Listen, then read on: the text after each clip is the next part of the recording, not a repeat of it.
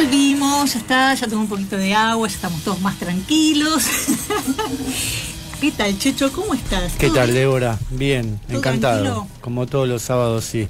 Sí, pobrecito, él siempre está, el llueva, truena, él siempre está acá. A veces. Una vez tuve un problema, que Una se vez me no inundó pudiste llegar, todo. pero bueno, era justificado. Barracas muy lindos, los cordones amarillos y las bicisendas Sí, y todo, pero algunas veces se inunda, las cosas. ¿Algunas veces nada más? Algunas veces, entre comillas. Habían venido, ¿vos te acordás? Bueno, vos eras muy jovencito. No se crea. Pero en 2007 ellos habían prometido que no se iba a inundar más. Sí. Sí, me parece que ya llegó el invitado. Mientras tanto, ¿saben qué? Yo les voy a dar el número de teléfono para mensajes. Es el 1557652768. Y pueden encontrarnos en www.fmlaboca.com.ar, pero mándenos mensajitos ahí a ese teléfono, a no ser que nos quieran llamar, claro, al 4951-3139 o al 4954-3607. Como ustedes saben, bueno, una de las cosas por las cuales este gobierno necesita atacar a quienes nos manifestamos en contra de sus políticas, hay un ataque. Yo la verdad lo que me gustaría, después lo vamos a hablar con nuestro invitado también, pero esta semana se vio claramente que el ataque es contra los sectores más vulnerables, que son los niños y los ancianos. Tenemos varias cosas que pasaron esta semana con los niños, que van desde las vacantes que no hay en la ciudad de Buenos Aires, que es la tercera recaudación del país. Ustedes entienden, ¿no? Que en nivel de recaudación primero está la Argentina como nación, después viene la provincia de Buenos Aires, que es una provincia donde se concentra el 50% de la población del país, y después viene, para un territorio de 200 hectáreas, la capital federal. Bueno, parece que en 12 años ya llevan gobernando estos tipos. ¿Cuánto era? ¿De 2007? Bueno, más o menos 11 años.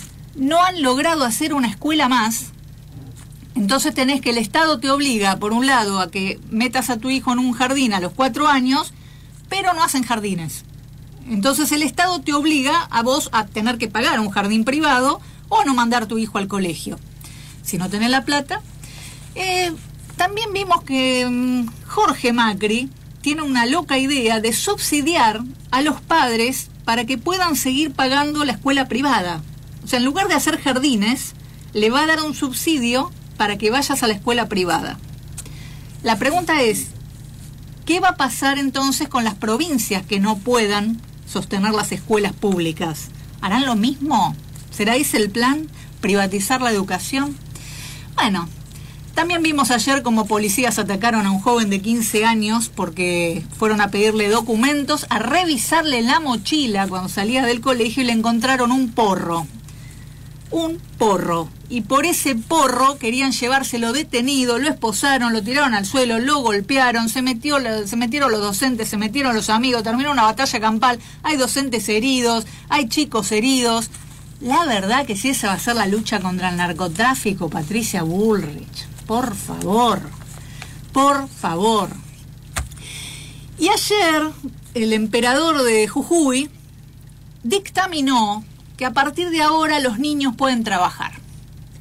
Entonces autorizó a las tabacaleras, nada menos que a las tabacaleras, que son empresas en su mayoría extranjeras del norte, quiero aclarar, a que los niños de entre 10 y 17 años puedan participar en la recolección de las hojas de tabaco, de la recolección y del secadero. Yo quiero que ustedes sepan cómo es el asunto. Primero, que la hoja tiene nicotina, y la nicotina es, por ejemplo, algo que se utiliza para matar bichos. Quiero que entiendan eso. Es una planta que tiene una cierta toxicidad, el tabaco. Pero además se le ponen productos para que se seque más rápido y se seque parejo. Porque si vos colgás las hojas de tabaco, tal como se hacía en la antigüedad o como se hace en algunos países todavía para hacerlos puros, si vos lo haces así, la humedad o los bichos te lo pueden atacar. Entonces se les ponen pesticidas y se le pone un secante. Eso es tóxico.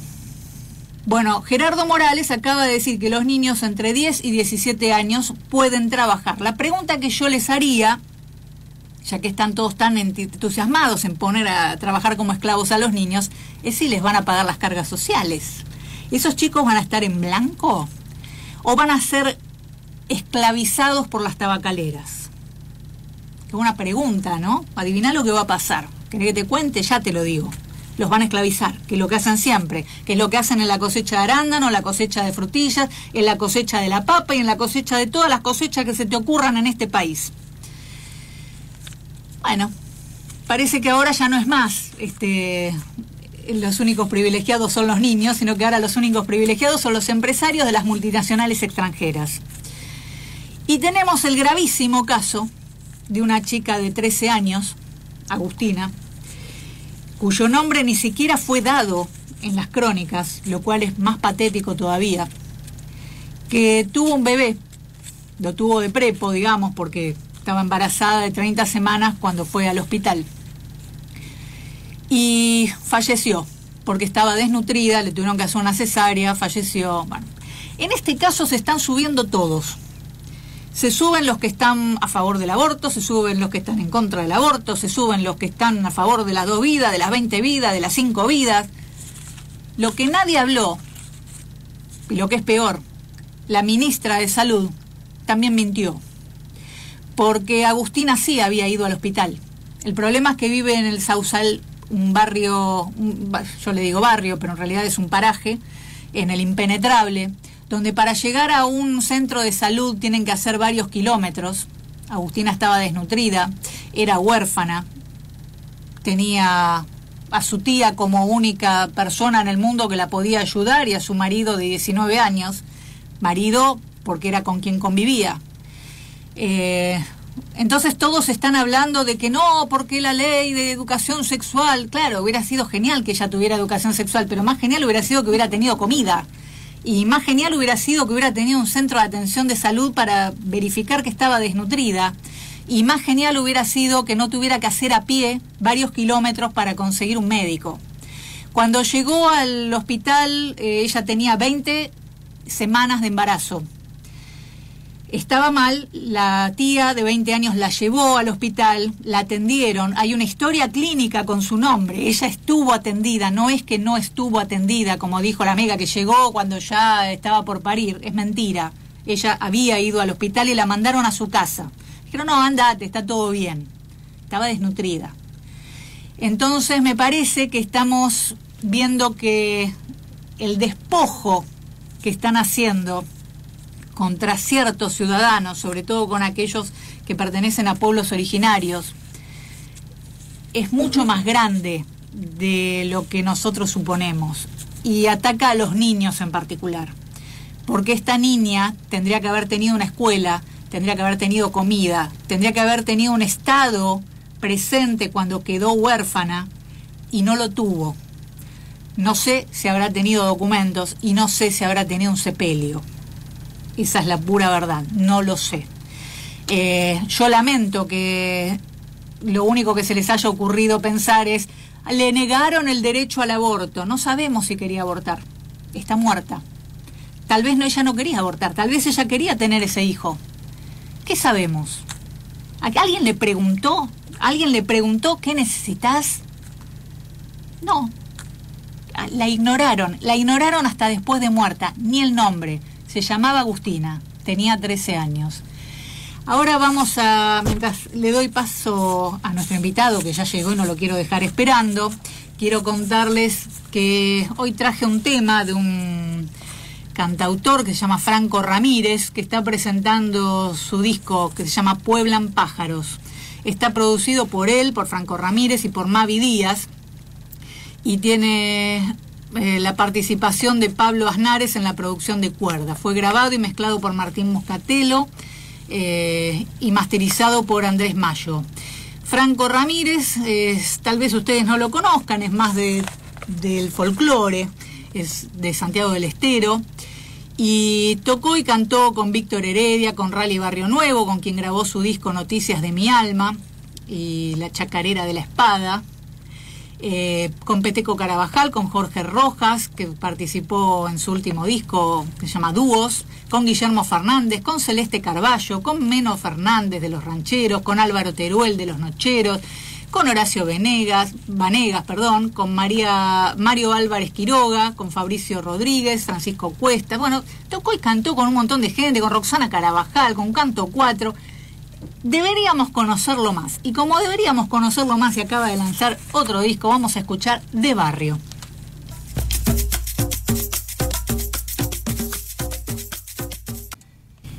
Bueno, seguimos en La Hora Sin Sombras. Me bajó la silla, yo no sé qué pasa con esta silla otra vez. Bueno, déjala, Checho, no importa, yo estoy bien acá. Seguimos en La Hora Sin Sombra. Estamos con Quique Aureli. ¿Qué tal? ¿Cómo estás? Bien, ¿vos de hoy? ¿Todo bien? ¿Cómo te trata la vida? Un poco mojado. No me digas, te tuviste que bajar del subte, me decías. Sí, se paró el subte, así que bueno, tuve que correr unas cuadras tipo Forrest Gump abajo del agua para llegar a tiempo. Acá está todo. Vos sabés que yo traté de venir hoy llegué antes del programa anterior, porque dije, me voy temprano antes de que se inunde, porque ya la otra vez me pasó que llegué... La gente de la zona sur somos precavidos. Ya sabemos, es así. Nosotros tenemos, aparte, la ciudad de Buenos Aires fue hecha sobre varios arroyos, no uno, sino varios, y en zonas deprimidas, o sea, por debajo del nivel del mar, o sea que se va a inundar, es inevitable. Ahora, yo creo que a esta altura ya podríamos, ¿no?, tener algún tipo de obra. Mira, ¿no? Han pasado gobiernos y gobiernos y gobiernos, y lamentablemente es algo que sigue sucediendo. Sigue sucediendo. La ciudad de Buenos Aires sigue pagando eso. La verdad que es tremendo. Y encima carísimo, los impuestos, todo caro acá. Pero bueno, contame un poco, ¿de qué se trata? ¿Qué estamos haciendo? ¿Qué va a pasar con nuestra vida? ¿Qué va a pasar con nuestra vida? Porque muchos difícil. Hablan de la unidad, vamos con la unidad, y vos ves que algunos te dicen, vamos con la unidad, vamos con Massa también, y todos nos miramos diciendo, ¿qué les pasa? ¿Qué les está pasando? Y otros dicen, pero tenemos que ir con todos. ¿Qué hacemos? ¿Cómo es esto? Mira, yo creo que no se puede entender la situación de Argentina sin pensarlo en un marco un poquito más grande, ¿no? Si no empezamos de abajo hacia arriba, no hay posibilidad de desarmar esto.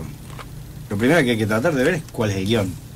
Sí. Quién es el guión y cómo nosotros, los militantes territoriales de base y la gente que está abriendo la heladera todos los días o yendo a comprar, contrapone eso que está pasando afuera con el cotidiano. Yo creo que hemos perdido un montón de tiempo en muchísimos frentes en los cuales necesitamos que la gente se empoderara o que tuviera elementos para analizar realmente la coyuntura.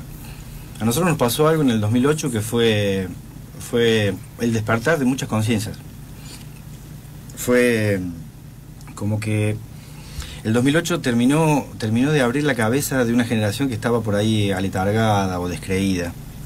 Ver el riesgo de vida realmente con ese intento de golpe de Estado en el 2008 por los dueños de la tierra en Argentina, mal llamadas el campo, hizo que mucha gente se despertara. A partir de ese despertar, que no solamente pasó en Argentina, sino que pasó en el mundo, ¿no? O sea, cuando pasa esto en Argentina pasa porque pasa algo a nivel mundial. Hay una crisis a nivel mundial, nos van llevando hacia algo. Pero bueno, la gente común no ve esto. La gente que dejó de leer los diarios, dejó de analizar política en serio. Es que no podés analizar, que si te están poniendo cualquier cosa en los diarios. Bueno, pero siempre pasó esto.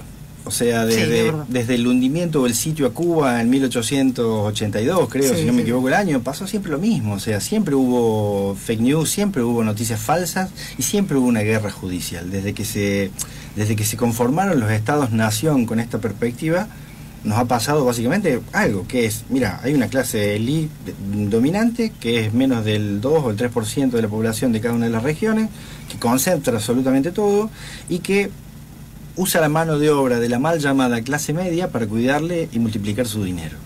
Entonces, nosotros tenemos todos estos vectores de fuerza, todas estas líneas que nos van tirando y que nos van condicionando la vida. Hace un tiempo empezamos a hablar de que la política era económica. Hace un tiempo retomamos esa línea de que la política es económica, que nos habían hecho durante 70 años descreer de que la política era económica, ¿no? Muchos hablan de keynesianismo, de tal otro. Yo creo que la economía básicamente es una percepción de cómo vos percebés la vida y cómo crees que sea tu vida. O sea, si vos crees que este billetito que es de color verde vale tanto, estás percibiendo que esto es de esta manera. ¿Vale eso? ¿Cómo puede ser que la moneda con mayor circulación del mundo, sin respaldo en sólido, en metálico, en petróleo, en absolutamente nada, valga lo que dice valer? ¿Cómo puede ser que los estados se rijan por este juego? Entonces, todos estos factores influyen en que vos puedas o no puedas abrir la heladera, en que vos tengas o no tengas vacaciones, en que tengas un poquito de vida o no, en que una multinacional venga y te contamine la tierra, o que decidan sobre la salud o cuáles son las vacunas que van a tener tus pibes. Entonces, estas son las cosas que hay que laburar desde la militancia territorial o desde los compañeros que estamos en los territorios, con la gente. O sea, lo que nos pasó en el 54% de Cristina fue básicamente desarmar el hilo conductor de los medios. ¿Con qué? Con gente en la calle, con gente como vos, como yo, escribiendo papelitos y dando nuestros propios argumentos del por qué necesitamos revertir tal o cual situación. Entonces, estamos en esta. Siempre va a existir el poder concentrado. Hasta tanto no existe un cambio de sistema, un cambio de constitución, un cambio de gobierno, un cambio de sensibilidad, un cambio de humanidad. O sea, hasta que no prime la humanidad, no hay posibilidad de revertir absolutamente nada.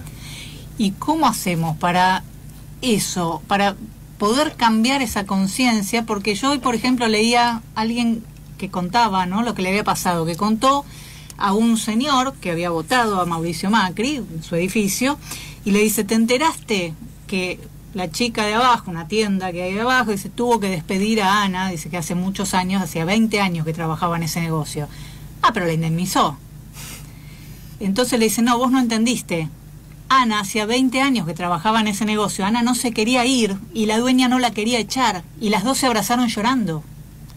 O sea, era un drama. Y el tipo decía: ah, bueno, pero cobró. Como cobró, ya está. No importa el drama, no importa que te quiten el derecho al trabajo, que te quiten la idea, porque vos cobraste. Entonces, si tenés plata, podés vender todo. Se mercantilizó hasta los sentimientos. La vida. ¿Y qué haces con eso? ¿Cómo haces eso? ¿Cómo salís de esa lógica? Y esa, digamos, a ver, el problema es que eso viene de la casa.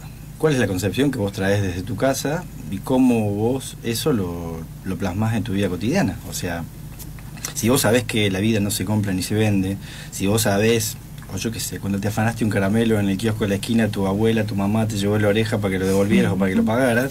Entonces, hay valores que están en juego y que permanentemente están en juego.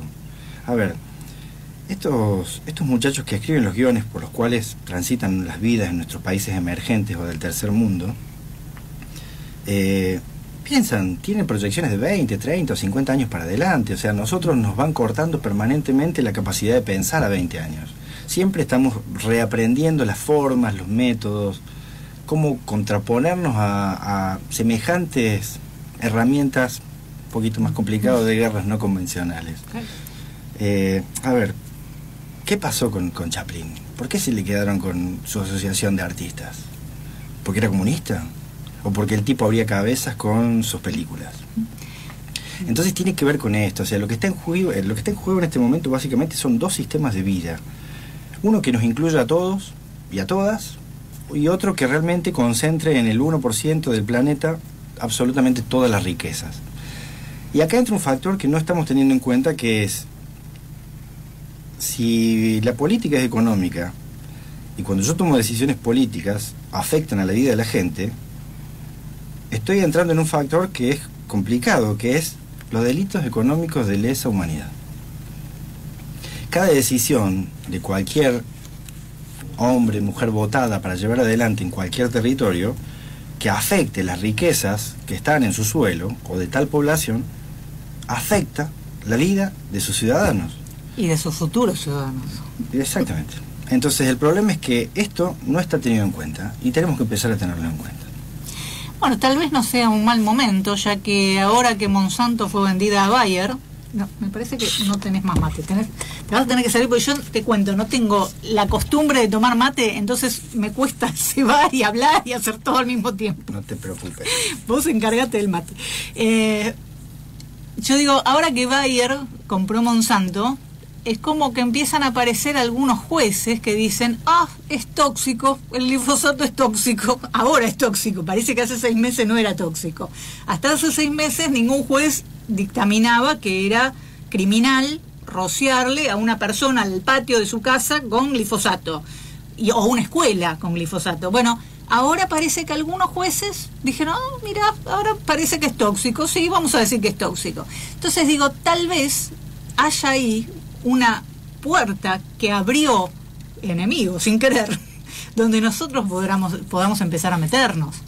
Porque yo digo, si vos contaminás, tuvimos este año el fallecimiento de Fabián Tomasi, que era uno de los grandes luchadores por los agrotóxicos, por lo que le habían hecho a él en su cuerpo. Y creo que el mejor testimonio de lo que producen era su cuerpo, y ver cómo murió y la forma en que sufrió durante los últimos 15 años, creo que es evidente que eso está produciendo un daño permanente en la salud de las personas. Leía el otro día que encontraron acá, el SENASA, en las manzanas. Por ejemplo, mucha gente no sabe, en la zona del Alto Valle, donde se cultivan las manzanas se cosechan, se lavan, se seleccionan, ¿no?, de acuerdo a su tamaño, van por peso, van cayendo en distintas bateas, y después se le hace un tratamiento con una cera, que es una cera vegetal, que es comestible, no pasa nada, pero esa cera tiene antibichos, antihongos, anti de todo. Entonces los nutricionistas hasta ahora te venían diciendo, con el libro supongo, del año 1800, come la fruta con la cáscara, no pasa, claro, pero para que hace 20 años empezaron a meterle cosas a la cera y ya no es lo mismo. O antes. Entonces digo, bueno, me parece que tendríamos que empezar a rever, por ejemplo, el concepto de seguridad alimentaria, de soberanía alimentaria, que gracias a las multinacionales lo estamos perdiendo. Tenemos que empezar a meternos en esos nichos que están dejando, esos huequitos que van dejando y que todavía nadie cubrió. Lo que pasa es que tenemos también un Congreso bastante pánfilo, si se me permite la expresión, porque yo veo a veces las leyes que sacan y, muchachos, de verdad pónganse un poco de onda, porque me preocupa, ¿no? Yo cuando veo que alguien presenta un proyecto para que se transmita al River Boca, ¿qué querés que te diga?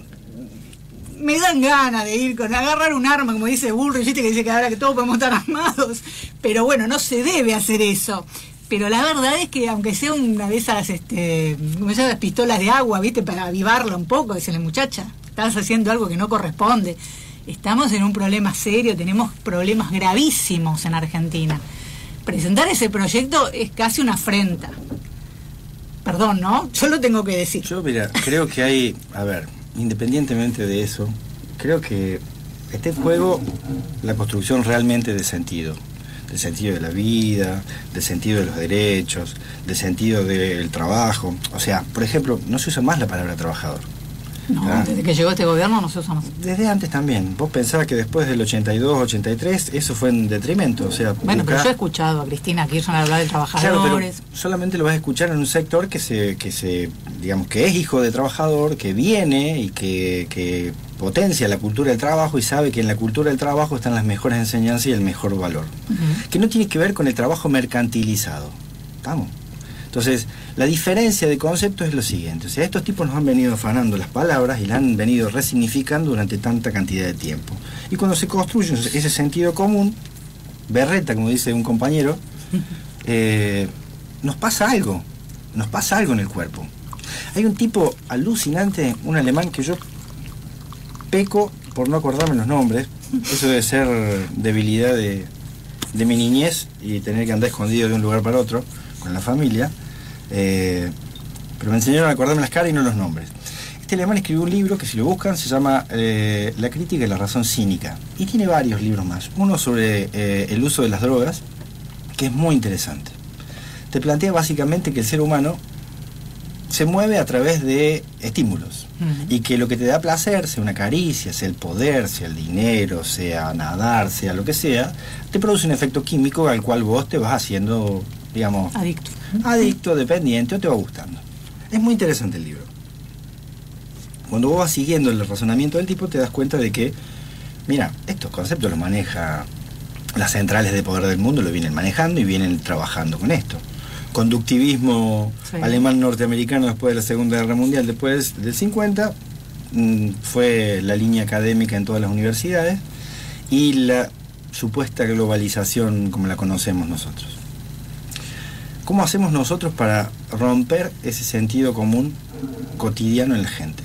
creo que la tarea, cuando hablan de batalla cultural, algunos compañeros y compañeras están hablando básicamente de romper ese sentido común. Y ese sentido común se rompe mirándose a los ojos, estando frente a frente, ver qué te pasa en la piel cuando te estoy diciendo mis ideas, mis proyectos, o cómo yo veo tal cuestión. Si tu cuerpo te dice una cosa, tenés que darle pelota. Sí.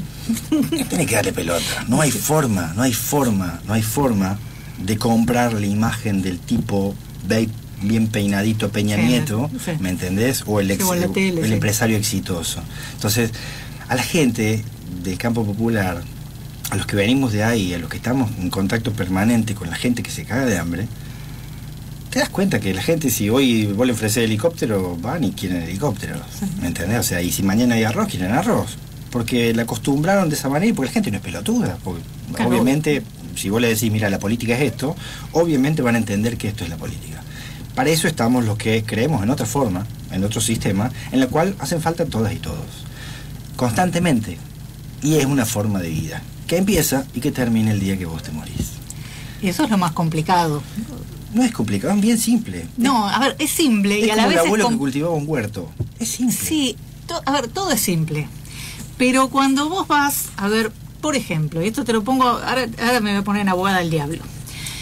Yo soy una militante de raza, vengo, hablo con mis vecinos, con mis compañeros, todo bien, todo genial. Entonces de repente veo que por una cuestión electoral, que conviene, porque esa gente con la que se está hablando tiene votos y tiene cierta llegada a determinados colectivos a los que los militantes comunes a lo mejor no llegamos, y al financiamiento de la política, que también es importante, y de repente yo veo que, por ejemplo, me lo sientan a determinado exfuncionario que ha demostrado claramente la traición al pueblo en distintas oportunidades, y ahora conviene ponerlo en el armado. La verdad que eso, si no es explicado claramente de la necesidad de hacer eso y por qué se necesita hacer eso, lo que hace es prácticamente, es como una bofetada. Bien, a ver, ¿por qué pensamos? Yo veo que hay diferentes planos de concepción de la política, y veo que muchos compañeros se quedaron en la concepción de que Clarín y La Nación son los que te marcan la agenda y vos tenés que responderle la agenda todos los días, sí. Cosa que, digamos, a ver, ¿cuánta gente lee Clarín? ¿Cuánta gente lee La Nación? ¿Cuánta gente ve TN? Punto. Independientemente de los números, porque ahí entra esto de la psicopolítica, sí. del marketing. ¿Qué le pasa a la gente? ¿Cuánta gente lee La Nación en los barrios? Nadie. Por ahí te ve un programa donde las señoritas son expuestas como cosificantes y nada más, sí. ¿Me entendés? Entonces, no pasa por ahí. La política tiene que estar armada de otra manera y tiene que ver con lo que pasa en los territorios. O sea, la política tiene que dejar de ser de los dirigentes que se sientan en una mesa de café en tal lugar o en tal otro. La política no es si yo me junté con tal o me junté con tal otro a hablar de tal cuestión. A ver... Si querés la concepción de la política más de izquierda, la política burguesa, vos tenés un sistema electoral en el cual quien gana con mayor cantidad de votos es el que pone el candidato, punto. Y el que pone el candidato conduce. Mucho tiempo nos equivocamos poniendo al candidato que al mismo tiempo sea el conductor del partido político, el referente del movimiento social, más el de derecho. O sea, el mismo tipo ocupaba 5 lugares. Claro. Si nosotros no dejamos de cometer los errores que nos induce la gente que escribe los guiones de la política burguesa, estamos hasta la pelota. Este es el problema. Entonces, primero empecemos a pensar la política de una manera que tenga que ver con los orígenes de dónde vienen nuestros movimientos. Desde el mutualismo, desde los portuarios de La Boca, desde los ingenios de Tucumán. Empecemos con esto. Está bien, ¿y cómo salís? Porque hasta ahí venimos bien. Ahora, ¿cómo salís vos de esa lógica de usar o de seguir la agenda permanentemente, la agenda del enemigo? Para mí, lo claro, Clarín, La Nación, Infobae y TN son el enemigo. Entonces, si yo sigo solamente esa agenda, por eso nosotros tenemos este programa donde hablamos de otras cosas y no de lo que sale en ese lugar, pero digo, la mayoría sigue esa agenda. La mayoría de políticos que tienen visibilización. Exacto. El resto de los políticos, que son el 90% restante, que no tienen visibilización y que son los que hacen la política real en sus territorios, en sus organizaciones gremiales, sociales, de derechos humanos, lo que sea, hacen política de la vieja manera. Y la vieja manera, digamos, ¿cuál es? Es ir a hablar. Es tener la gente cara a cara. ¿Y cómo haces? Porque ahora tenemos otro grave problema, que es la concentración de medios, que todo sale de Buenos Aires para todo el país. En Jujuy están viendo cómo se está en este momento parado el subte por la inundación acá. Y entonces, el que hace política en Jujuy, el que hace política en Córdoba... ¿Cómo hizo Perón? Sí, ni siquiera tenía tele, ¿no? ¿Cómo hizo Perón del 45 al 55? Donde la concentración en términos de habitantes poblacionales era, digamos, ¿cuántos millones de argentinos existían en aquel momento? Muy poquitos, sí. Comparados con los que tenemos hoy. Menos de la mitad. ¿Cuántos medios de comunicación existían? Muchísimos menos. ¿Y quién los concentraban? Los mismos. Sí. ¿Qué hizo Perón? Listo, la respuesta la tenés en la experiencia de los movimientos frentistas amplios. Ahí. Está bien, pero ¿cómo haces para que esa persona, te voy a poner, no sé, un pueblo, vamos a suponer Chivilcoy, por decir algo. Voy a Chivilcoy, justo elegí uno malo. Elegiste un pueblo. No era bueno. El pueblo de, creo que el pueblo de Mañeto y de alguien más, de algunos más. Sí, hay uno más ahí que sigue mudo, el muchacho. Del mudito. Pero digo, bueno, no sé, Navarro, no tengo idea de quién está en Navarro, aclaro. Voy a Navarro, entonces en provincia de Buenos Aires. El problema del tipo que vive en Navarro es si se le inunda cuando llueve, si los propietarios de la tierra hacen los canales para que le vaya el agua al pueblo y él se inunda, poder venderle a esa persona a la que ahora a lo mejor lo autorizaron a sacar su dinero afuera y el tipo está sin poder vender nada. Me parece que la problemática del pueblo argentino, fuera de lo que es la ciudad de Buenos Aires, las grandes urbes, es otra. Entonces, ¿cómo le llego yo si permanentemente voy con la agenda del enemigo, que es de las grandes ciudades? Bueno, el problema es que esa persona que vive en esa ciudad del interior tiene que ver, o digamos, tiene que hablar de lo que le marca la agenda. Le pusieron una agenda y están laburando con eso, en lo verbal, digamos.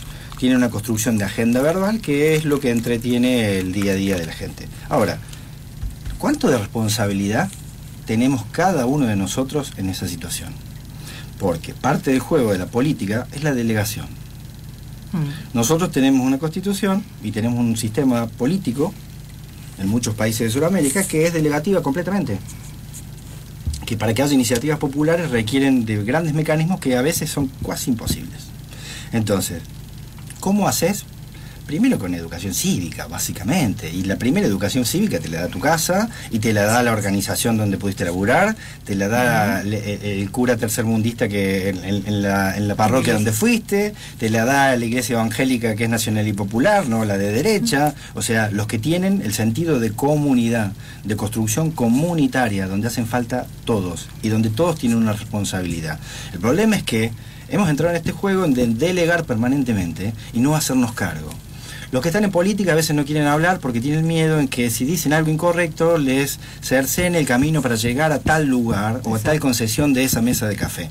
Miren, a ver, eso no es la política, compañeras y compañeros. Esa es la política que venimos a cambiar, que Néstor nos convocó a transformar.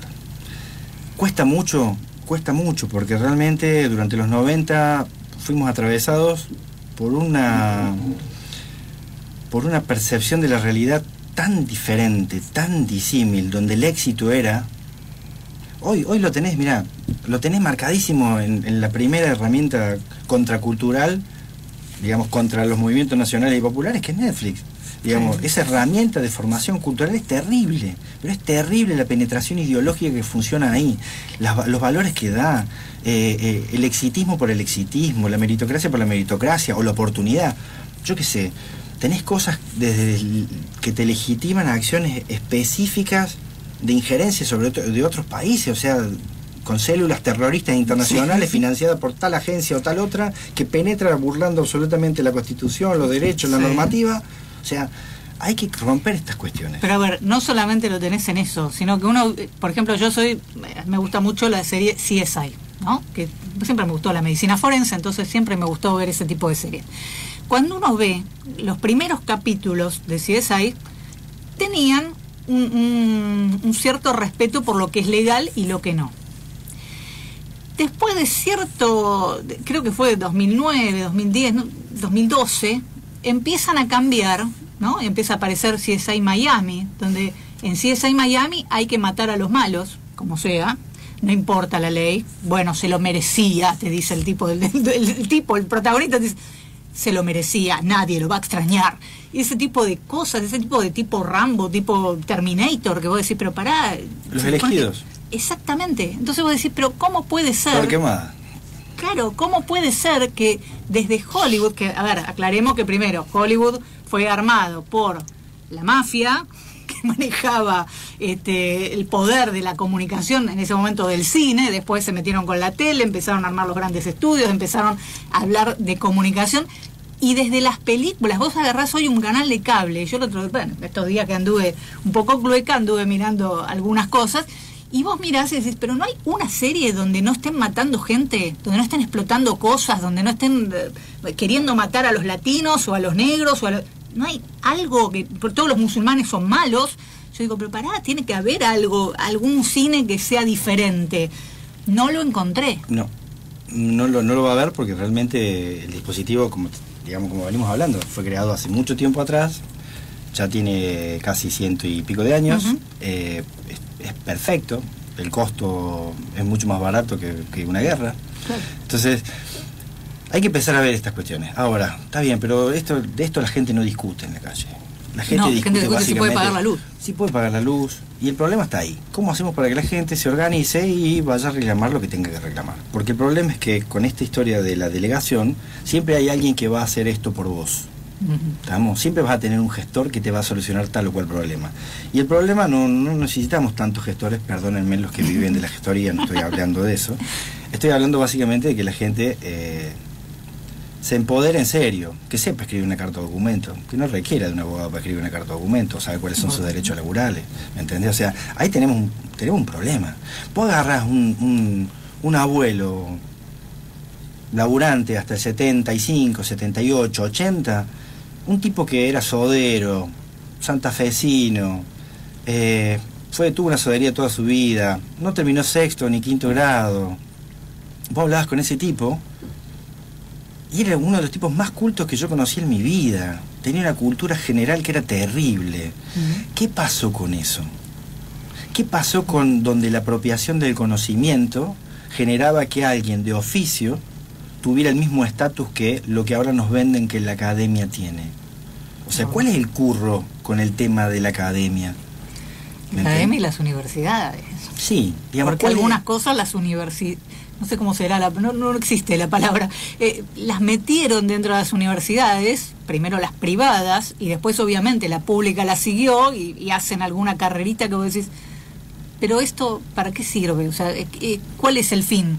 Y el fin es, a lo mejor, como quieren hacer acá en la ciudad de Buenos Aires, como empezaron a hacer en Jujuy, sacan los profesorados y ahora todos los maestros van a tener que ser universitarios. Entonces te lo pongo en una universidad en lugar del profesorado, que era algo razonable, que fuera como siempre fue, salís del secundario, haces el magisterio y ya sos maestra, y si haces un profesorado 2 años más, sos profesor, y ahora te lo quieren poner como universitario para darle más estatus, y al mismo tiempo te sacan enfermería de la salud y los quieren poner como personal administrativo. ¿Qué tiene que ver de administrativo alguien que de repente te puede poner una cánula o te puede sacar? Me parece que es más técnico que el trabajo que hace un enfermero, creo que no hay.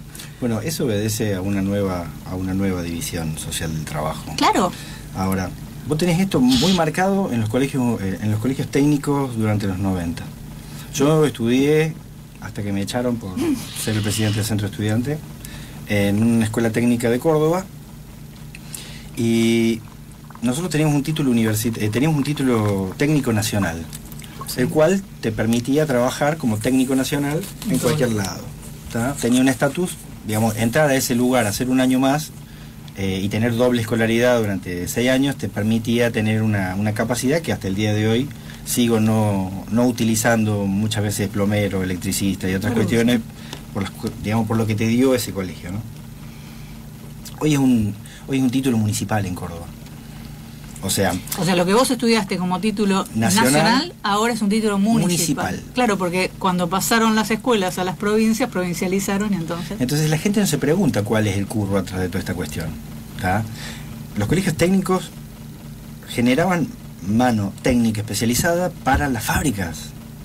¿Me entendés? Para un proyecto de país específico. Es más, cuando nacieron los colegios técnicos con título nacional, obedece a un proyecto de país. El tema es cuando empezamos a dar estas discusiones y vamos de lo chiquito a lo grande. Mira, tenemos que hablar de un proyecto de país diferente al que estamos viviendo. Tenemos que hablar de un proyecto de región y de mundo diferente al que, donde el dinero tenga el lugar que tenga que tener, donde la economía tenga un lugar específico subordinado a la política, y a una política que nos incluya absolutamente a todos. Entonces, ahí está el tema. Esto es lo que hay que hablar con la gente. Esto es lo que los compañeros de los territorios tienen que manejar. Lo que cada uno tiene que poder tener su zaranda y pasar la arena granito más grande, granito más finito, para poder ir adelante. No puede ser que la gente no tenga capacidad o que le embrutezcan cada vez más. Y esa es responsabilidad de cada uno de nosotros, los militantes de los territorios. Si nosotros no estamos en la calle permanentemente, no vamos a volver a generar el 54% que tuvimos con Cristina en un momento. Entonces, esto funciona así. Si hay organización popular, hay disputa de poder. Del pequeño poder que implica ser un partido político dentro de este sistema electoral y dentro de este sistema político. Ahora, si vos no ayudás a que la gente se organice y salgan nuevas compañeras y nuevos compañeros permanentemente que estén sembrando, conduciendo sus espacios, tenemos un problema. Si vos continúas en la lógica que algunos compañeros durante los 70 se equivocaron, durante los 80 se equivocaron, los 90 se equivocaron, y nosotros también nos equivocamos de sacar gente de ámbitos muy formados, llevarlos a lugares bastante con menos formación para que sean los conductores de los espacios, estamos en el horno. Nosotros necesitamos que los tipos que están más formados vayan a ponerse al servicio de los que están menos formados y que ayuden a organizarse. ¿De qué nos sirve toda esta historia de los comedores y la administración del morfeo de la copa de leche? O sea, mirá, dejémonos de joder. O sea, a mí no me sirve como humano que mi pibe, mi sobrino, mi hija, mi familia vaya a un comedor. No. O sea, que vaya porque quiera, porque juega, porque le dan elementos para pensar, para ser libre. Eso está bueno. Pero si tiene que ir porque tiene que ir a morfar, no, los pibes tienen que morir en su casa. Exacto. ¿Me entendés? Exacto. Si quiere hacer un deporte, tiene que ir a un club social. Es como la ley Donal esta que sacaron ahora, que también, bueno, por suerte el Frente para la Victoria no la votó, pero la verdad es que eso de repartir las sobras de comida, pero es una aberración. Me parece una cosa tan espantosa. Es una aberración. O sea, ¿desde cuándo? Yo veo algunos que se dicen justicialistas. ¿Cómo un compañero, una compañera que se diga justicialista, que aboga supuestamente por la justicia social, va a aceptar que se le saquen impuestos a las empresas para que se deshagan de los paquetes rotos de fideos y se los lleven a un comedor, en lugar de decir, no, hermano, da laburo, tenés que dar laburo para que esa familia pueda comer en su casa? O sea, yo no digo que en la emergencia y dadas las circunstancias se pueda hacer, se pueda donar, pero si la empresa quiere lo dona igual, no necesita un banco de alimentos manejado por el PRO. No, hay ya generaron un montón de leyes para poder hacer mecenazgo y otras cuestiones para poder seguir lavar su guita o para poder expiar culpa. O sea, olvídate, eso existe. Lo hacen a través de las fundaciones, algunas que están mal encaradas. No, pero vamos a tener que... vamos a aclarar, cuando volvamos, lo primero que hacemos es, se acabaron las ONG. A ver, yo no creo en eso. A ver, porque un club social y deportivo es una ONG. Bueno, las fundaciones un organismo de derechos humanos es una ONG. Bueno, pero hay fundaciones truchas. Sí. Todas estas fundaciones truchas que usan para lavar guita, basta. Pero tiene que, a ver, para que esto funcione tiene que haber un país diferente. Tenemos que fundar un país diferente, tiene que haber una constitución diferente, tiene que haber una justicia diferente, tiene que haber un sistema económico diferente. Claro, pero ¿cómo haces para, por ejemplo, la fundación, vamos a suponer CIPEC, ¿no? CIPEC fue creada por Sonia Abracián de Cavallo y por Nicolás Ducoté, hoy el jefe del narcoprincipado del Pilar, y Miguel Brown, los tres. Y la hicieron supuestamente para hablar de la transparencia, de no sé qué. No, nosotros ahora nos vamos a encargar de la Argentina Debate, porque lo más importante es el debate presidencial, porque no sé qué, ponen las reglas, ellos te dicen cómo vas a debatir, con quién, cuándo, a qué hora, en qué lugar. Pará, ¿quiénes son? ¿Cómo voy a aceptar yo eso? De ninguna manera. El problema es ahí, digamos. Definamos quién es el yo, quiénes son el ellos y quiénes somos el nosotros. Bueno, a ver, ¿por qué aceptamos que una fundación sea la que organiza un debate presidencial y con fuerza de ley? Es decir, es obligatorio ahora el debate. ¿Desde cuándo? ¿Desde que vino Macri? Desde que vino Macri hay una concepción y una interpretación de la ley cuasi en el mismo sentido que la interpretaba la dictadura militar. No. Entonces ahí tenemos un problema. A ver, el origen de la política es, el origen del error de la política es no tener los cuadros lo suficientemente preparados o formados para poder discernir en estas cuestiones. Que eso es parte de lo que algunos llaman autocrítica, otros, mirá, no nos dio el tiempo, la gestión, lo que quieras. No es el momento.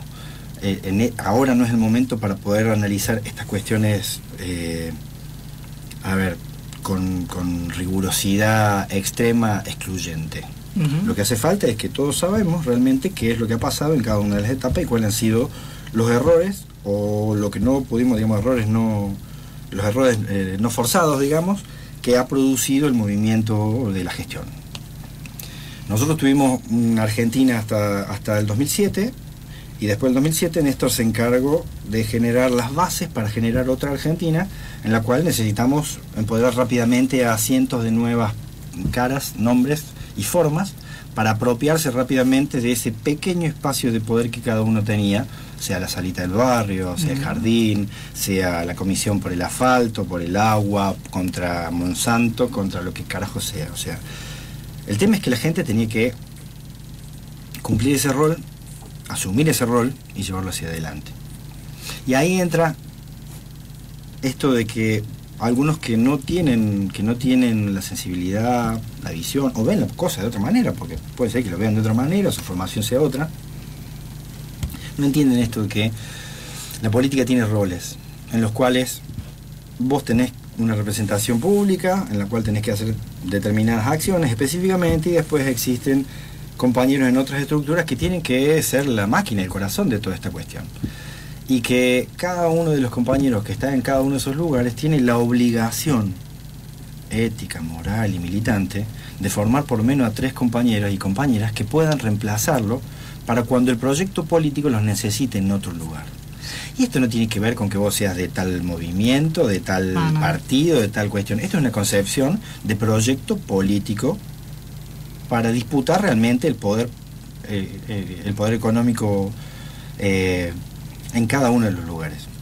Ahora, ¿cómo haces vos para que los compañeros mal aprendidos bajen un poco el copete y entiendan que es otro momento, es otro tiempo y que estamos en riesgo de vida? Está en riesgo de vida nuestra población, nuestros dirigentes, como en toda Sudamérica se demuestra que los empiezan a cazar en muertes raras como choques, accidentes, amantes, droga, los ponen presos por cualquier cuestión que no existen. Digamos, ¿cómo empezás a hacer para que los compañeros tomen el rol que se les dio? Digamos, el proyecto político a las compañeras y los compañeros les dio un rol de visibilidad para que sean la voz y los dirigentes y los ejemplos en cada uno de los lugares. Bueno, es el momento de ponerse el traje que el proyecto político les dio y que nuestra conductora nos dio a cada uno de nosotros y llevarlo adelante. ¿Por qué? Porque hasta está en riesgo el sistema político burgués en el cual estamos jugando. Bueno, de hecho La Nación ayer tituló ya no importa la democracia o algo así. Ahí te está diciendo, si vos venís siguiendo el guión editorial de estos muchachos, te vas dando cuenta cuál es.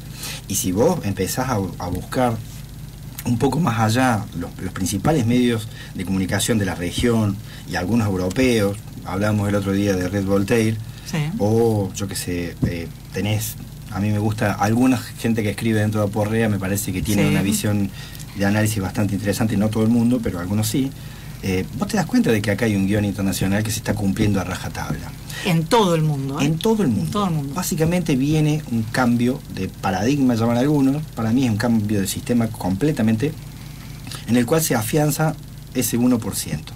Hace un tiempo atrás leíamos una nota, yo me reía porque parecía de ciencia ficción, que publicaba un medio brasilero diciendo que un asesor de una de las universidades, un profesor universitario, asesor de muchas empresas, se había reunido, lo habían convocado, le habían pagado lo que el tipo ganaba 7 meses al año para que tuviera una entrevista o que diera un coloquio de tantos minutos en tal lugar.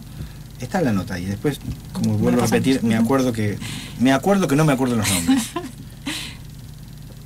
Este señor dice que básicamente cuando llega al lugar encuentra una mesa blanca con 7 asientos, y en estos 7 asientos están sentados parte de los 7 tipos más poderosos del mundo.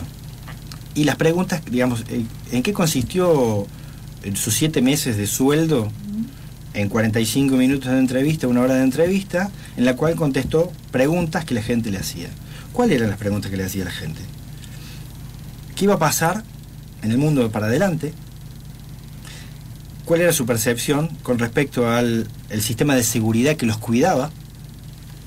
¿Qué iba a pasar con el tema de la comida ante una catástrofe? Y acá entra, mira, hace unos días salió una notita con que puede ser durante el G20 un atentado en Argentina. Sí. O sea, Teresa May dijo. Mira estas cuestiones, ¿no? Entonces, cuando vos ves las preguntas que le hicieron, vos te das cuenta que la élite que domina el mundo está pensando algunas cuestiones que nosotros pensamos que son de Netflix. Sí. Bueno, que son los que ellos las generan. Es que ellos se divierten de esa manera. Claro. Ellos concentran más su poder y siguen haciendo que nosotros vivamos en ese laboratorio permanente que es desde las crisis económicas, sí, a las sanitarias, a lo que quieras. Entonces, ¿cómo hacemos nosotros para que la gente vea estos planos? Y estos planos únicamente la gente lo ve si la gente hace ejercicios glúteos cerebrales. Tiene que sentar el culo y ponerse a leer.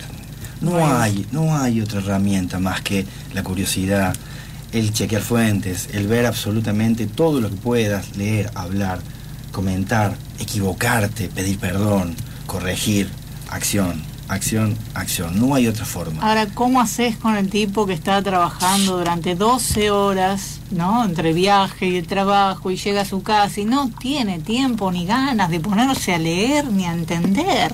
Mirá. Porque te lleva un trabajo mental también a entender lo que estás leyendo y que parece sacado realmente de un cuento de ciencia ficción a veces.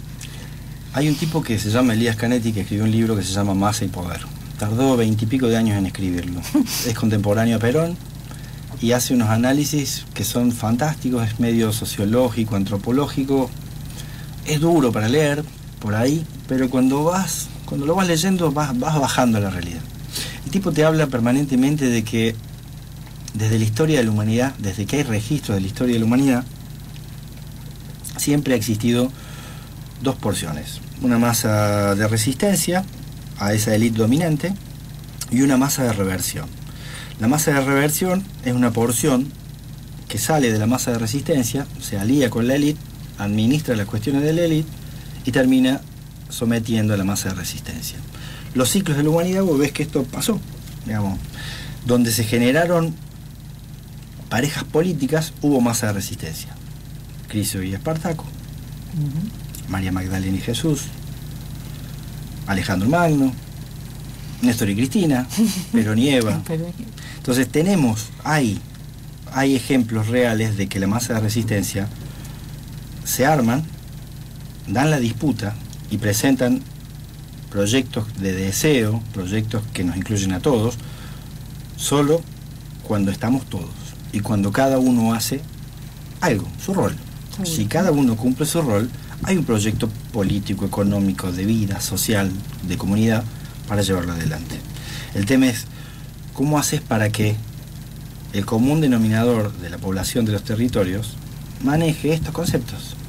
Entonces la trampa está ahí, en estar en los territorios, y no, vuelvo a repetir, solamente administrando la pobreza, sino engrandeciendo la cultura de la base, porque de la base tienen que salir los dirigentes y las dirigentes que den el salto cualitativo que necesita nuestro proyecto político. A ver, Perón en esos 17 años generó un montón de masa de resistencia. Lamentablemente tuvimos hechos concretos post 73 y 76 que nos metieron adentro la masa de reversión. Y tenés nombres específicos de esto, de este pasaje. Cuando vos analizas cualquier movimiento social, vos ves esto. Bueno, lo tenés a Bossio. Sí, estoy pensando en eso. Exacto. Bouce, Pichetto. Tenés todos estos como esta cuestión. Yo lo llamo el peronismo negacionista. Son negacionistas. Niegan el peronismo. Niegan al peronismo. O sea, niegan al digamos, en el purismo que ellos se plantean como clase política del peronismo, se olvidan que el peronismo es el rejunte más interesante y más lindo, la mixtura más linda que ha producido Sudamérica en los últimos 70, 80 años.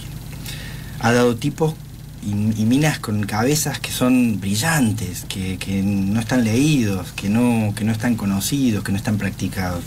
Entonces nuestro laburo es justamente eso, rescatar a esos hombres y esas mujeres y entender y darles el lugar que la historia necesita para refundar nuestro proyecto político permanentemente.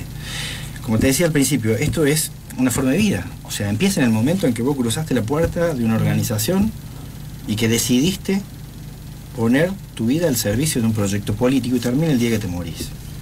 Si vas a jugar organizando y trasladando tus pocos o muchos conocimientos, que puede ser desde chiquitito, desde hacer una pintada, cómo se prepara la cal para hacer una pintada, cómo se prepara el engrudo, con soda cáustica o se cocina, ¿me entendés? O sea, son cosas que en el manual del militante, en la libretita del militante tienen que estar, o cómo se organiza una asamblea, o yo que sé, hace unos meses atrás estábamos hablando con unas compañeras de un barrio muy humilde de Córdoba, con la Silvina. La Silvina trabaja en un colegio y nos contaba que vive en un barrio de los que se encargó el gobierno local de sacar un barrio humilde que estaba, algunos lo llaman Villa Miserias, lo sacaron de la ciudad y lo llevaron a tantos kilómetros afuera en la periferia, hicieron guetos. Para que no se vean. Para que no se vean, para generar control separarlo. O para mantener los negocios específicos necesarios por fuera de, claro. ¿Entendés? Ahí vos vas a ver los mayores umbrales de violencia, de tráfico, de, bueno, todo lo que necesita este sistema corrupto para poder sostenerse, para que todos sus engranajes sigan funcionando y generando tales o cuales ganancias para algunos, muy poquitos. Y siempre la sangre lo ponen los más humildes. La Silvina decía, ¿y cómo nos organizamos? ¿Y qué hay? Mira, somos 2.000 familias. Tenemos que caminar casi 4 kilómetros para tomar un colectivo que pasa por la ruta. No tenemos ambulancia. Se nos enferma un pibe y no sabemos cómo carajo llevarlo al hospital. Bueno, yo lo primero que me salió sin pensar es, bueno, ¿cuánta gente de esas 2.000 familias tiene un auto? Bueno, organicemos a la gente que tiene un auto para que se ponga cada uno de guardia, ¿me entendés? Un día, juntemos 10 pesos cada uno para pagarle la nafta y que ese día, ese tipo que tiene auto, esa mina que tiene auto, y que es papá y que es mamá, esté al servicio de cualquier vecino que necesite esta cuestión. ¿Viste? O sea, y no era la pólvora lo que estamos diciendo, era básicamente una cuestión solidaria de organización, donde no dependías de nadie, era la voluntad de cada uno por proteger a sus hijos. No tenemos una salita.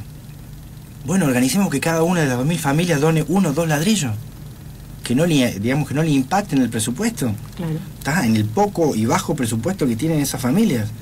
Empezaron a juntar ladrillos, ¿me entendés? O sea, ya alguien se dio un pedazo de su lote para que se haga la salita, para que se haga la sociedad de fomento, o sea, digamos, son pequeñas ideas donde la gente y los compañeros con más organización, con más experiencia, con más cachetazos en la nuca, ponen al servicio de los compañeros que tienen necesidades específicas ese conocimiento, se lo dan, lo instrumentan y se corren, porque los que te tienen que empoderar son ellos, los que tienen que conducir ese espacio son ellos, no somos nosotros. No, en todo caso seguir como referente si necesitas alguna ayuda de cómo me puedo organizar con tal o cual cosa, pero nada más, no tenés que estar ahí. Totalmente, entonces tenemos esta forma de hacer la cuestión, tenemos formas de organizar diferentes a lo que hemos venido haciendo. Muchos movimientos en el norte, en Córdoba, en el sur del país, siguen estas prácticas, donde la solidaridad es la cadena de tracción de esto, pero es otras formas. ¿Tendrá que ver con mis 47 años? Puede ser, es probable. Puede ser la diferencia de el ejercicio glúteo cerebral o escuchar en los patios de las cárceles durante el 80 y el 70 hasta la negociación de la obediencia debida y el punto final para que liberaran a los últimos presos políticos en la Argentina. Por ahí tiene que ver con esa concepción, sí, yo creo que tiene que ver con mis raíces, que tiene que ver con la Clara, mi vieja, en su hacer para formar familiares y los movimientos de derechos humanos en Argentina. Creo que tiene que ver con esa sensibilidad. Ahora, ¿cómo hacemos para que los compañeros entiendan que no es un honor o no es un premio tener un cargo político visible. Es una responsabilidad muy grande. Seguro. Y es una responsabilidad muy grande llevarla adelante efectivamente, tratando de formar a varias compañeras y compañeros que puedan reemplazar, porque el proyecto los necesita para lo que viene adelante. Y lo que se viene es duro. Muy duro. Vamos a hacer un pequeño corte porque si no Chicho se nos va a dormir. Ahí está atento, pero al mismo tiempo yo veo que se va como achicando en el asiento, ¿viste? Digo, en cualquier momento lo perdemos. Se le hunde la silla. Se le hunde la silla igual que a mí. Bueno, de paso vamos a arreglar este mate que ya está medio lavado, medio feíto, y vamos a comer alguna media luna en el corte, ¿vale?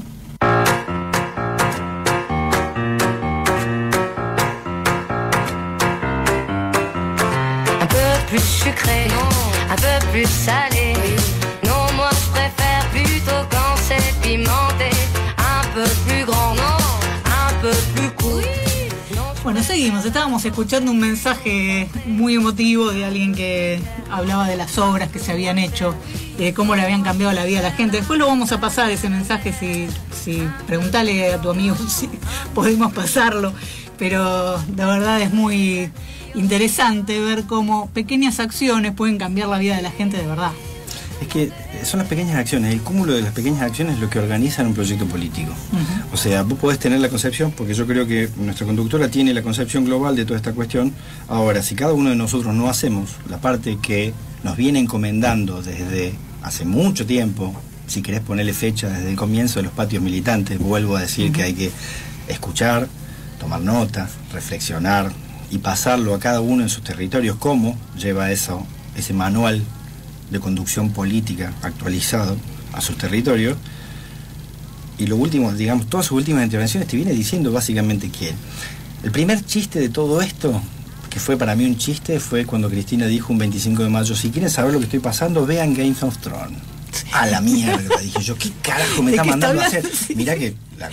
Yo no la veía hasta ese momento. Yo empecé, digamos, fui a ver, digamos, si bien uno sabe por lo que pasaba a Cristina, cuando vos lo corporizás, cuando vos le pones cara, es más fácil, es más tangible para la gente que no piensa en los riesgos de estar en un lugar como el que estaba Cristina.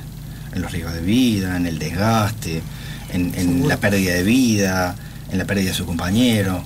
Entonces, yo creo que eso fue una de las mejores herramientas para que la gente rápidamente le pusiera cara a lo que estaba viviendo la jefa.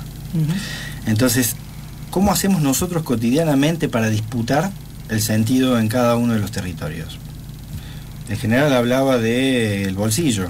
Bueno, mira, nosotros hablamos de la heladera. A nosotros nos acusaron de 200 millones de cosas que cada día que va pasando se va comprobando que son mentiras y más mentiras, y lo comprobamos en el tiempo porque utilizamos todos los ejemplos que ellos mismos laburaron para deconstruir a Perón o para hacerlo o demonizarlo. Mate nuevo, qué bueno. Mate nuevo, qué bueno. Gracias, Checho.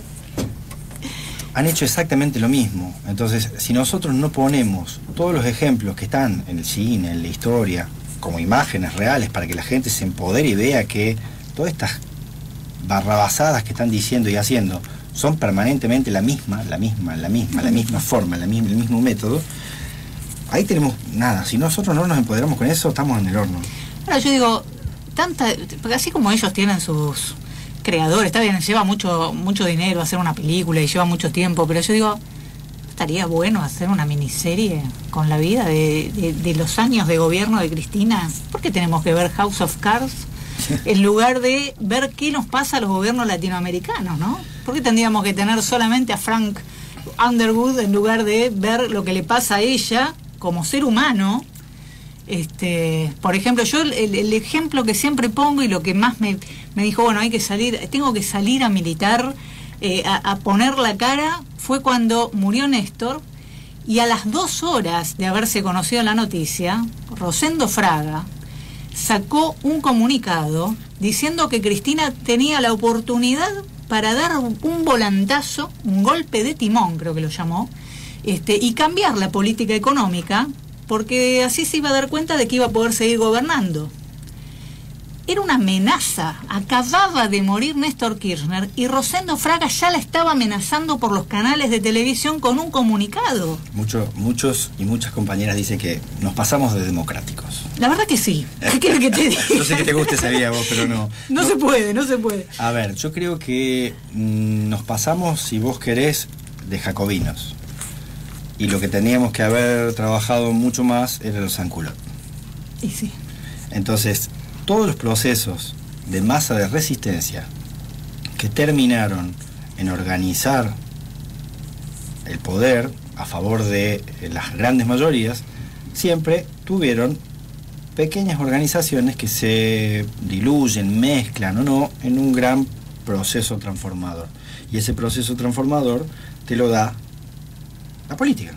Y te lo da en este momento Cristina. O sea, volviendo un poco al inicio de nuestra charla, ¿tenemos que juntarnos con todos? Yo creo que sí, tenemos que hablar absolutamente con todos y juntarnos absolutamente con todos, pero ¿sabes qué? Nosotros tenemos que poner, como decía el general, a todos los compañeros en el furgón de cola.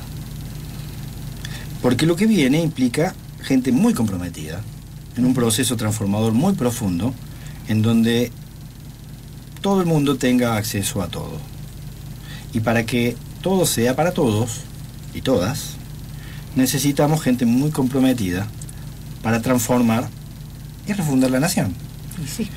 ¿Cómo se refunda la nación? ¿Qué es refundar la nación? Y es lo que tenemos que pensar entre todos. ¿Hay una receta mágica? No, no hay. ¿Hay procesos diferentes? Sí. ¿Hay ejemplos interesantes? Sí, la Constitución del 49 es un ejemplo muy interesante en el cual muchas constituciones del mundo se han basado para poder corregir y superar. ¿Cuál es el eje? Las personas, los seres humanos. La vida humana. Vivir bien. ¿Y vivir bien qué quiere decir? ¿Que mercantilizo el trabajo? Y yo creo que no. ¿Que el dinero tiene más valor que una vida humana? Yo creo que no. ¿Que el sistema financiero tiene que ganar el 70% o 1.000 millones de dólares por día? No, me parece que no. ¿Que la educación tiene que ser desestimada para las clases populares?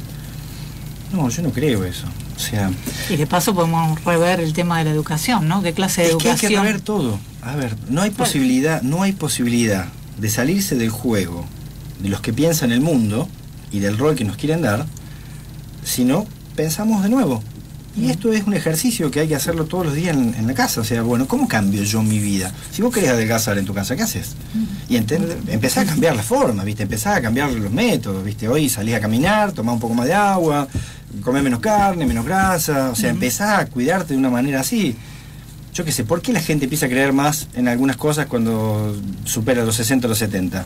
¿Me entendés? Bueno, empieza a creer más porque necesita aferrarse a tales cuestiones. Bueno, eso es una construcción de sentido. ¿Cómo nosotros hacemos para darnos cuenta que en la fuerza vital de cada uno de los seres humanos está la fuerza transformadora que necesita nuestra nación? ¿Quién es nuestra nación? Los seres humanos. Sí. ¿Francisco tiene razón? Sí, en una parte Francisco tiene razón. Porque se tierra, techo y trabajo como mínimo. Por ejemplo, claro. Evo tiene razón, y sí, yo creo que Evo tiene más razón. García Linera tiene razón, sí. Lula también, sí, creo que en algunas partes todos tienen razón. ¿Nos equivocamos? Seguramente nos equivocamos. ¿En qué? En ir tan despacio. Porque las transformaciones nos demostraron que se hacen rápidamente. Y fíjate lo que han hecho esto, ¿no? Exacto. En 2 años ya tenemos destruido el país. Exacto. Con tantas complicidades y con tantos deditos pintados que para el entendimiento de la justicia actual, con un cambio de gobierno... No alcanza. No, yo creo que todos los que les han dejado la justicia ha sido tan inteligente siempre en su toma y daca, la justicia, perdón, sí, el partido judicial, sí. La corporación dentro de la justicia, no aquellos fiscales y jueces que defienden y tienen una concepción de la justicia dentro de lo que son los derechos humanos. Creo que están dejando que se pinten tanto los deditos, para utilizar alguna herramienta de toma y daca. Pero ¿saben qué? Yo en lo personal creo que si no refundamos el sistema judicial, si nuestros jueces y nuestros fiscales no son elegidos democráticamente con un término, siempre vamos a tener al señor al alfil perdurando en el tiempo y siendo el que da las cartas, el que las reparte, sí. Y el que tiene una materia de negociación. Y lo que hay que cambiar son las reglas del juego para que no exista negociación, para que haya tensiones creativas que distribuyan correctamente las formas para que la gente pueda vivir bien. Una cosa simple, caducidad de mandato. Caducidad de mandato, no tienen por qué ser vitalicios los jueces. Por ejemplo. Caducidad de mandato, y que se puedan elegir. Y algunos dicen, no, pero entonces pasaría más tiempo haciendo campaña. No me importa, que pierda su tiempo haciendo campaña si quiere, pero que trabaje dentro de lo que es el Poder Judicial, y no que tengamos un tipo al servicio de la Embajada de Estados Unidos. Por ejemplo. O sea, a mí me parece patético tener un Bonadío o un Ercolini que trabajan para la Embajada de Estados Unidos. O sea, me parece horrible, porque ya no respetan ni las leyes, ya no respetan ni siquiera los tiempos procesales, ni las leyes, ni el código procesal, les da lo mismo cualquier cosa, inventan causas. Ahora inventaron la de los cuadernos y resulta que la de los cuadernos termina manchando más a Macri que a todos los demás, y están en un problema.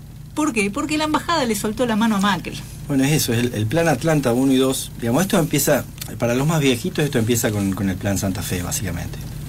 Digamos. 1950 y pico. 80 y pico. 80 y pico. 80 y pico, 82, 83. Después viene el plan Atlanta 1 y 2. Digamos, los que quieran leer tienen material para buscar y ver más o menos cómo se trató de analizar las acciones previstas por Norteamérica en esta cuestión. Ojo, yo creo que el pueblo norteamericano está haciendo un proceso interesantísimo de revertir algunas cuestiones. Se han dado cuenta que el 70, el 80% de su población o más vive por debajo de la línea de pobreza, o sea, está completamente anquilosada, no tiene ningún tipo de movimiento. Entonces, creo que hay una transformación que se está dando en el planeta. Ahora, en este rinconcito del planeta, sin nuestras mujeres y nuestros hombres, sin gente que realmente ponga el cuerpo para salir a la calle, hablar, plantear, discernir, construir a partir de los puntos de unión, no hay posibilidad de cambio alguno. Las mesas políticas van a seguir siendo, la rosca política va a seguir siendo quien determine lo que cree en la política y lo que la gente odia. O sea, si vos seguís metiendo las caras viejas, la gente va a creer lo que el libreto estadounidense llevado adelante por Macri está diciendo, que la política no sirve para nada. Y yo creo profundamente que la política es la forma de transformar y organizar la vida de la gente para que todos accedan a un buen vivir. Entonces, si nosotros no vamos a deconstruir eso, tenemos un problema. Si nosotros seguimos creyendo que la política se hace con los dirigentes, estamos fritos. ¿Qué es un dirigente? ¿Alguien emergido naturalmente o alguien elegido desde arriba hacia abajo? Por el poder económico. Bueno, entonces, esta es la cuestión. En realidad está elegido por el poder económico, eso se ve muy claramente en el interior. El que tiene la plata para bancar la campaña va a ser el que ponga a su amigo, a su hermano, a su novio. Bueno, lo vemos en Salta, por ejemplo, ¿no? Bueno, siempre son los mismos, en Jujuy siempre son los mismos. Te fijas, hace 20, 30 años que siempre son los mismos los que están jugando políticamente. Y vos decís, pero pará, no hay nadie, no hay, en 600.000 habitantes no hay uno que diga, che, yo quiero ser, no sé, diputado, concejal. No, siempre son lo mismo. Sí, por ahí no solamente el quiero, sino el... ¿Qué dice la gente? ¿Qué dicen los vecinos? ¿Qué dicen? Eso, ¿qué bueno, dicen? El problema es que si vos no generás gente con pensamiento crítico, no va a poder catapultar a algún referente o alguna referente de esos territorios. Entonces hay un doble juego ahí. Claro, pero lo tenés, yo pregunto, ¿no tienen pensamiento o no lo conocemos? Porque yo creo que sí tienen pensamiento, creo que sí debe haber alguien que tenga voluntad de transformar algo, de decir, bueno, voy a cambiar esto, pero no lo dejan llegar. Hay dos cuestiones, yo creo que se dan las dos cosas. Se dan las dos cosas porque permanentemente, a ver, hay concepciones de organicidad dentro de los movimientos sociales, de los partidos políticos, de los comedores, de lo que vos quieras, que tiene que ver con no dejar crecer nada por debajo de tal o cual. Y no es lo que nosotros venimos a hacer, o al menos no es lo que yo interpreto que Néstor nos pidió que construyéramos, desde frases con construyamos las 1000 flores o lo que ustedes quieran. Que florezcan 1000 flores. Que florezcan, cuando dice que florezcan, para mí es potenciemos a las y los compañeros en cada uno de los territorios, que haya muchos, que entiendan que esto es un juego de equipo, que no es un juego de individualidades. Si es un juego de equipos, todos pueden, digamos, a ver, ¿Qué te hace falta para gobernar una intendencia, una gobernación en cualquier lugar del país? Te hace falta un equipo de laburo. Y que no tribus domesticadas a billeterazos para poder gobernar. Te hace falta equipos de laburo, gente que pertenezca, que tenga empatía, que se conozca, que se quiera y que cuide a los hijos del que está laburando al lado de él. Exacto. O sea, si yo como parte de un proyecto no te cuido a vos como mi compañera, si no cuido a tus hijos, si no cuido... ¿De qué proyecto estoy hablando? Claro. Entonces, vuelvo a lo mismo. La concepción es qué grupo humano, qué comunidad querés armar. Quiero una comunidad que nos incluya absolutamente a todos. Para eso necesitamos cambiar las formas de pensar la política. Necesitamos potenciar a compañeras y compañeros que tengan esas sensibilidades, que entiendan la política como roles específicos a cumplir y que en el momento en que uno se apoderó del conocimiento tenga la obligación de transferirlo. Porque mi organización política, mi proyecto político me va a necesitar en otro lugar para poder transmitir estas cuestiones. Yo te cuento, nos quedan 7 minutos. Upa. Así que en 7 minutos... Se me pasó rápido. A mí también. En 7, yo me quedaría 2 horas más hablando, pero bueno, yo creo que tiene otra cosa que hacer.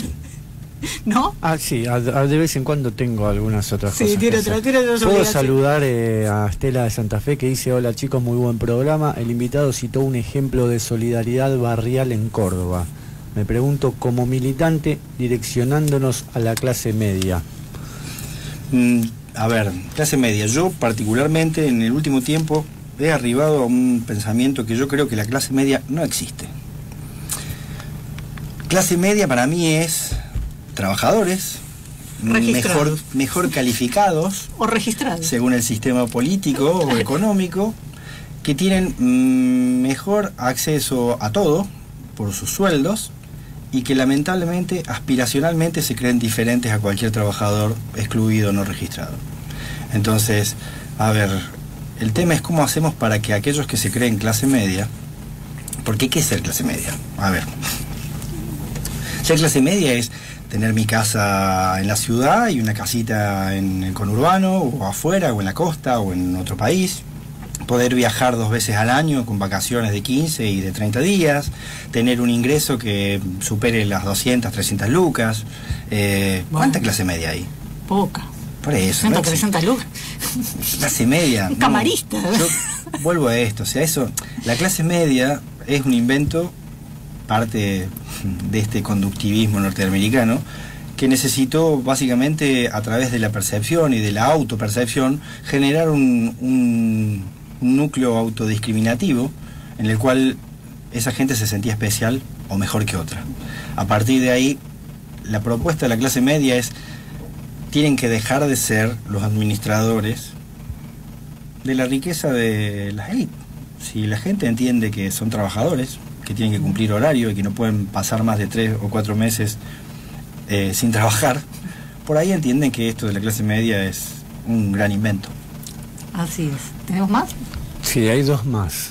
Uno de Nahuel de Escalada, que hace referencia a algo que habías dicho vos en la editorial, me parece. Lo que noté cuando se trató lo del mercenario de la Nación en el programa de Silvestre, se lo escuchaba muy tenso. Cuando Dalbón daba testimonio de los hechos, parece que alguien no quiere perder su fuente laboral. Sí, se refiere a lo que hablabas antes. Después, autor Norberto, de Argentina. Esto es en la página del www.fmlaboca.com.ar. Hola Quique, a los compañeros que tuvieron y tienen el copete alto hay que bajarlos a patadas en el plin plin plin, porque tienen gran responsabilidad en toda esta mierda que nos está pasando. Porque los pibes que militan se confunden y piensan que militan para llegar a ocupar algún puesto y no por la grandeza de la patria. Te admiro, Norberto, un abrazo. Postdata, yo también voy a volver, dice. Bien. Gracias, Norberto. Gracias, Norberto. Eso es todo por ahora. Bueno, tenemos esos mensajes. No miré los del Twitter, la verdad que no tuve tiempo porque estoy muy contenta que hayas estado acá. Me gusta charlar con vos siempre. Pero bueno, nos quedan apenas 3 minutos. Así que en esos 3 minutos te voy a pedir que me digas qué vamos a hacer cuando volvamos. Lo primero que hay que hacer cuando volvamos, básicamente creo que hay que organizar los frentes electorales. ¿Cómo nos vienen ganando? Básicamente Porque son mejores organizando nuestros frentes electorales. Nosotros no tenemos comandos electorales en cada uno de los lugares. ¿Qué necesitamos hacer rápidamente? Organizar los circuitos. Digamos, vamos a jugar con las herramientas que ellos están poniendo en este momento. Entonces tenemos que controlar la elección. Tiene que haber pequeños comités, unidades básicas, frente, barrial o lo que sea, de defensa de la democracia. Necesitamos centros de defensa de la democracia, defender tu voto. Sí, porque vimos que en la última elección hubo bastantes problemitas. A ver, viene habiendo problemas desde que el sistema electrónico superó al sistema manual humano. Sí. Entonces tenemos un problema, esto viene siendo denuncia en parte de todo el mundo. Sí. Entonces necesitas rápidamente organizar cada una, digamos, ¿cuántas mesas electorales tenés en tu circuito electoral? ¿Cuántos centros de votación necesitas? Bueno, necesitas el doble de fiscales. ¿Con qué dinero vamos a poder pagarle el sándwich de milanesa a la gente que tiene que estar ahí y el café con lo que puedan organizar los militantes? Porque realmente necesitamos generar jornadas que puedan acercar el dinero para poder hacerlo, porque no vamos a tener dinero para hacer esta cuestión. Necesitamos organizar políticamente estas cuestiones. Si existen estas mesas territoriales donde estén sentados todos, el presidente del Consejo Salaza, el de la Salita, el del Jardín de Infante, el del partido político, el de los basureros, el que sea, tenemos pequeños comités de defensa de la democracia. Lo que necesitamos es organizar la defensa del sistema democrático. Lo que está en riesgo es eso. En la última elección, una de las formas que encontraron rápidamente para poder verificar que la carga de datos no fuera falseada a través de Indra, que era lo que estaba pasando, era sacarle una foto a la planilla. Entonces, con esa foto, el militante, el fiscal, se la pasaba a su comando electoral. Hay dos cuestiones. Una cuestión es la parte electrónica y otra es la parte de papel. Nosotros tenemos un problema con esto porque no tenemos fiscales electrónicos. Y tener un fiscal electrónico implica básicamente que compañeras y compañeros que manejan datos, que manejan programación, tengan previamente a la elección todo el sistema, todo el código fuente para poder analizar absolutamente cómo funciona eso y poder estar controlándolo. Y necesitas uno por escuela, en el momento de la transmisión del cierre, uno en el centro de recepción primario y en el centro de recepción secundario, para poder ir controlando absolutamente todas estas cuestiones. Además de lo que vos estás diciendo de papel. Claro. Ahora, para poder controlar a un fiscal, para poder formar a un fiscal, necesitas empezar ya. No podés empezar a las elecciones. Hay que formar compañeras y compañeros para que conozcan absolutamente todo el sheite, para que sepan cómo van a ser las planillas, para que puedan ejercitarlo. Si las organizaciones no hacen esto a través de los comités de defensa de la democracia, tenemos un problema. Si nosotros seguimos confiando en que la tecnología nos va a solucionar algunas cuestiones, es el juego que nuestro enemigo político y regional quiere. Lo de Bolsonaro fue uno de los grandes casos. Y lo que yo sigo pensando que fue la elección de Marianito Recalde en la capital, también tiene que ver con esta cuestión. Entonces, nada, hay que darle pelota a la gente que piensa como nosotros y está de este lado y sabe de estas cuestiones. Ya tienen que citarlos permanentemente y tiene que haber, yo sea en el Instituto Patria o en algún lugar donde esta gente funcione y esté analizando estas cuestiones permanentemente y asesorando a los compañeros que tienen el rol público para poder tomar decisiones correctas. Justo, mira, justo llegó. Así que bueno, te agradezco mucho la visita, la verdad que estoy muy contenta de que hayas venido y espero que vuelvas. Cuando usted quiera. Espero que vuelvas. Espero que te toque un día mejor, que no te toque un día de lluvia. Y vos, Checho, muchas gracias por haber venido con este día espantoso. Gracias, Gustavo, que sé que estás ahí escuchando, aunque no pude leer tus mensajes. A ustedes los despido, nos encontramos la próxima semana aquí en La Hora Sin Sombra, solo para valientes.